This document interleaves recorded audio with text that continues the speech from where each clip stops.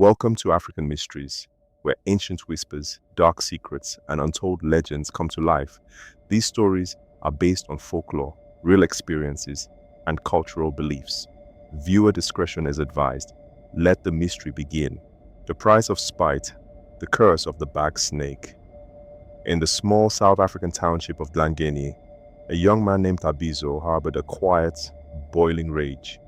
His father, a polished man from the city, had discarded Tabizo's mother like a piece of dirty laundry, leaving them to rot in poverty while he waltzed into a new life with his real family. The rejection wasn't just emotional, it was financial, spiritual, ancestral. Tabizo didn't want justice, he wanted revenge, cold, venomous, glittering revenge. And in the year 2017, he found a shortcut. Late one night, deep into an online rabbit hole of occult forums, fake spiritualists, and YouTube testimonials that probably should have come with FBI warnings, he stumbled upon an article titled, "Real Money Rituals, the Zimbabwean Way." The write-up had that classic, too real to be true vibe, testimonials of success, images of gold rings on ash-colored fingers, and the promise of riches if you just followed one simple rule, no questions asked. Tabizo made a call. A gruff woman named Gogo Matemba answered. She didn't speak much English, but when she heard the words, money snake, her tone turned professional. "We do it, only in Zimbabwe, no online nonsense. You come to me." Now Tabizo had never stepped foot in Zimbabwe. In fact, anything north of Limpopo felt like a new planet. But when he asked about travel arrangements, she chuckled and said, "We have people." And oh, did they have people. 3 days later, he was bundled into a rusted Toyota Quantum with 3 other silent travelers and a grinning man named Bra Chamu, the so-called agent. No money up front, no IDs asked, just vibes, and the smell of petrol and roasted mopane worms. Once they arrived in Nyoka Valley, an eerie village where even the goats seemed to whisper secrets, Tabizo was taken to a hilltop shrine draped in animal hides and chicken blood. That's where Gogo Matemba revealed the price. "You want money? You must sacrifice a toe and a finger." Tabizo laughed nervously.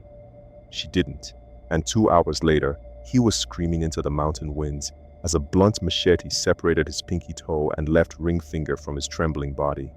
The pain was ungodly, but the worst part? They used those body parts to craft his necklace, a thick, itchy wool string with his toe dangling like a pendant from Satan's Etsy shop. The ring finger? Gogo smiled as she fed it into a large black bag, the size of a stretched tent, which twitched slightly as if something inside was shifting. She told him, "Your finger is around its neck. Your soul is bound. If it feels pain, you will feel worse." She didn't say what it was. "No questions," she said again, lighting a candle with what looked suspiciously like a car battery. Tabizo was sent home with 3 instructions. 1. Don't open the bag. 2. Perform the welcoming rituals. 3. Never, ever tell anyone. The welcoming rituals were grotesque, plucking hair, nails, and unwashed underwear from everyone in the house and feeding it into the bag like an offering to a perverted laundry god. On the 7th day, the magic began. Every morning, Tabizo would wake up to neat bundles of 5,000 rand lying beneath beds, in the microwave, even once inside a cereal box. It was like living in a haunted ATM. He renovated the house, bought a car, and even grew a beer belly from stress-free eating. For a year, the snake never showed itself, just the money and the occasional twitching of the bag in the night. But then came the dream. The snake, black, gleaming with golden eyes, slithered into his dreams and hissed. 3 days, a blood sacrifice. He woke up sweaty, shaken, and stupidly defiant. He ignored it. On the 3rd day, the money stopped. Then the itching began. First the fingerless hand, then the toeless foot. It spread like acid beneath his skin. His doctor thought it was gangrene, but antibiotics did nothing. The skin turned black. The smell could chase dogs from 3 houses away. And then the rot came. flesh peeling like banana skin, revealing pus and bone, and still he said nothing. Until one night he was tossed out of bed by the bag itself. There on the floor lay his little brother, peacefully sleeping. Before Tabiso could scream, he found himself gripping a knife and then stabbing, stabbing and weeping. He awoke drenched in tears. His brother was dead, but there were no wounds, no blood, just a lifeless body and a mother who wailed so loud the ancestors themselves might have stirred. The next morning, they found 50,000 rand under the brother's bed. "For the funeral," whispered the snake in his dream. That marked the beginning of Tabiso's yearly blood debt.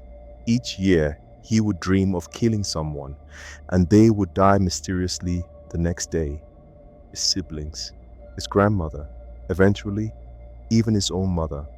They died with no wounds, no explanations, just the cold shadow of his dream lingering in the house. Then came the children. His girlfriend's pregnancies would seem normal, but the babies, born healthy and dead within days. Each time, a dream. Each time, a silent scream. The latest one didn't even last 12 hours. Now Tabiso lives alone in a house built on blood money and silence. The necklace strangles him in his sleep. He can't take it off. It's fused to his skin, tightening whenever he thinks of confession. The bag still twitches in the cupboard, whispering in some ancient slithery tongue. The money still comes, every time someone dies. And Gogo Matemba, she won't take his calls. In fact, last time he called, she laughed and said, "You wanted to be a god. Now you are a grave." Now, Tabiso is begging, to strangers, to the internet, not for money, but for deliverance. For more mysteries from the Motherland, hit that like button, subscribe and tap the bell so you never miss a tale. Until next time, stay curious, stay cautious, and beware. Some legends are more than just stories.